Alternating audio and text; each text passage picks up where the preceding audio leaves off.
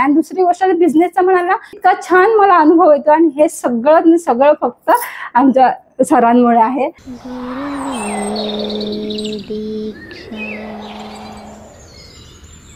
नमस्कार, माझे नाव स्मिता संदीप सावंत। मी रेखीबद्दल म्हणजे यूट्यूबवरती बघितलं होतं, तर म्हणजे इकडे कुठे आहे, तेव्हा मग मी गुगलवर सर्च केला तर गुरुवेद दीक्षाचा तेव्हा मी मग मध्ये ऑनलाईन बघून पण एक असं काहीतरी ट्राय केलं। त्यामध्ये तसं नाही, म्हणजे प्रत्यक्षातला अनुभव वेगळाच असतो आणि ते खरंच आहे, कारण ती एनर्जी अनुभवता आली पाहिजे।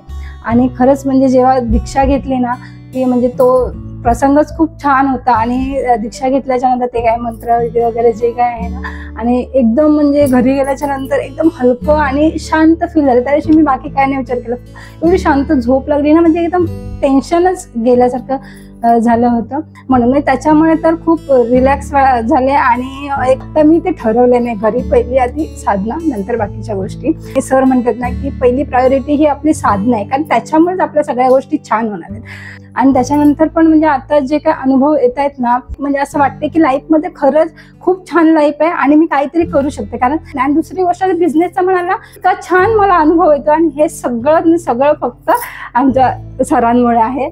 माझा असा अनुभव, सर म्हणतात ना की आपण नवस पण मागतो ते चुकीचे मागतो, पण त्या सरांमुळे आता ते कळलं की आपली चुकी काय आहे आणि आपण कसं योग्य पद्धतीने मागू शकतो।